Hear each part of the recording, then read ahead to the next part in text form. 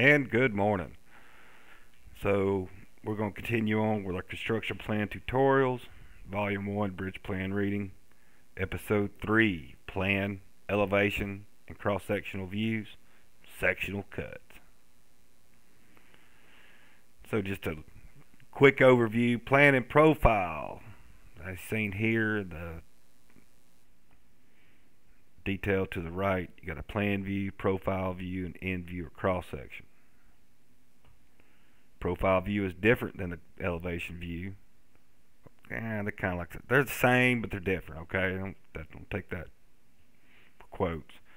Profile view is the project taken from the baseline of the project and generally shows vertical curves, grades, and existing grades. Elevation views are generally viewed at the edge of structure. So don't get that confused. So you want to make sure that, hey, whatever profile view, elevation view you're looking at, where's the perspective coming from? Does it come from that baseline, or does it come from the edge of that structure? Just FYI, just make sure you know the difference. And here's an example of a profile sheet. This shows information, general information such as begin work, end work, begin project, end project. Shows you things such as any type of grade changes.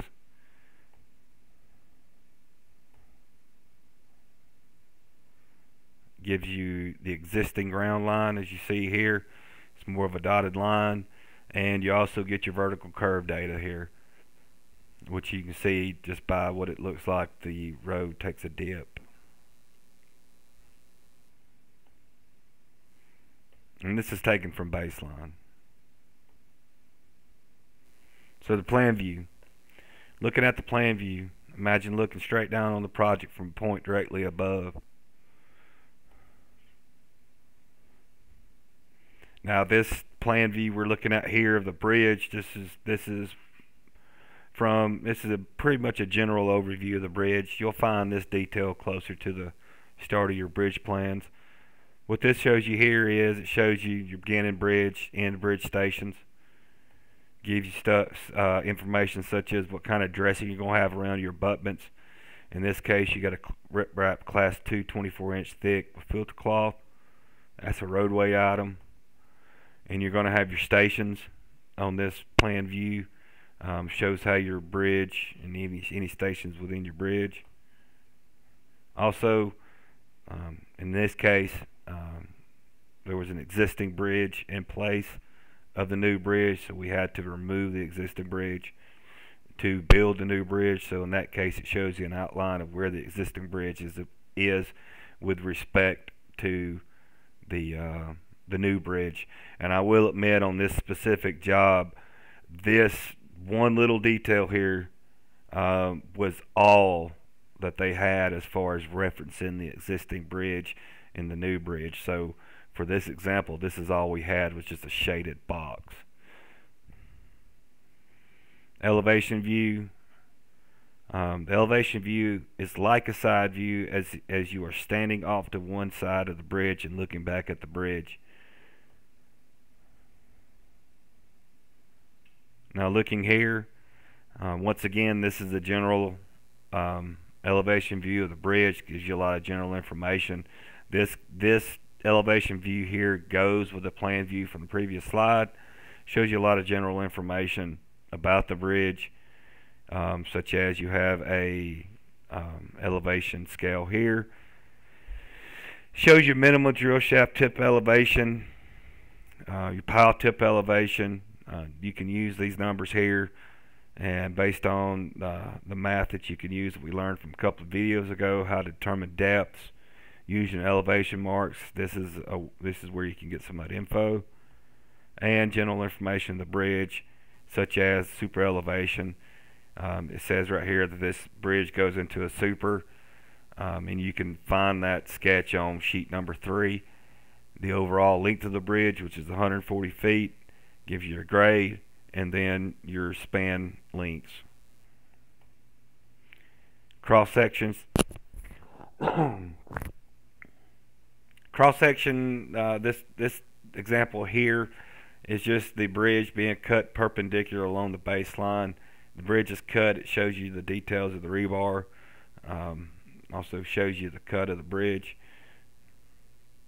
And cross sections aren't just cut like this. You can have cross sections in any type of three-dimensional object, such as this cylinder here, trapezoid, and this box. An abutment example. Normally the plan view and the elevation views are on the same page and aligned to where all details exist from plan to elevation views. And I will say this, some of these plans could be so detailed, some of these structures could be so huge that you have to keep everything in order. You have to have some type of order to it, or you could get confused going from your plan to your elevation view. That's why that's why the DOT and a lot of private firms, they do this just to keep everything in order, not to confuse the reader. And as you can see here, the plan view and the elevation view of the abutments, they're all lined up, dress right dress. Your beams, center line of your beams, center line of your pedestals are lined up, and just the same thing with your piles. And that just allows the reader to comfortably navigate the page with their eyes and not get confused, especially when you're bombarded with so much information. Sectional cuts and cutting planes. This produces a cross-sectional detail. So it shows right here, you have a sectional cut of A to A, and just kind of picture taking that structure and cutting it from point to point, just like that, okay? And this is cut along the section. And so what you want to do is, that once you do it, you just take the structure and you just break it, and it shows that cross section. And it matches, AA, section AA, section AA. And you got to be careful, because a lot of times your plan view and your elevation view of your structure, your abutment, whatever, and your sectional cuts, those two details might be on two different pages. So you may have your abutment or your structure, and you got your sectional cut A's, but that detail could be up to 3 or 4 pages away. So just be mindful of that, be able to match up. A lot of times they just put them on the next page or the page if you got enough room.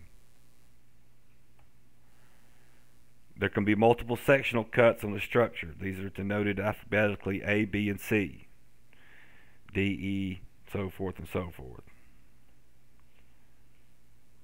If you notice here, you got an AA and a BB. Okay, so what this shows you here is that along this abutment, section A represents the part of the abutment that's going to include the roadway. It's going to include your end slabs and the actual roadway and the bridge, transition of the bridge to the roadway. The B section here shows you the cross section of the wing wall. Now looking at both of these sections, section AA and section BB, you'll see things that you notice things like there's one battered pile under the wing wall, but there's a vertical and battered pile under the beam. Obviously your abutment seat is wider. It's different sizes. It's wider on section AA than BB. And you'll notice the top of the wall. Top of the wall on section AA shows where the end slab will sit on top of that abutment wall, but yet on section BB shows you a finished wall. So that's it's and I'll be honest with you, when it comes to structures with you don't get too many sectional cuts. You usually see up to you might see A, B, C, maybe a D, but you got to understand, once you start putting different sections and stuff in a structure, it's no longer the same structure that you started with. You follow me? So if you start seeing more difference and changes between sections, usually they'll take that and just make it a drawing itself. If a bent differs from another bent more than you can say, okay, it's going to change here and here, you'll have a different drawing for it. So just not to confuse you. Alrighty, that's the end. Thank you for watching. If you got any questions, yell at me from across the room, or shoot me an email. Thanks.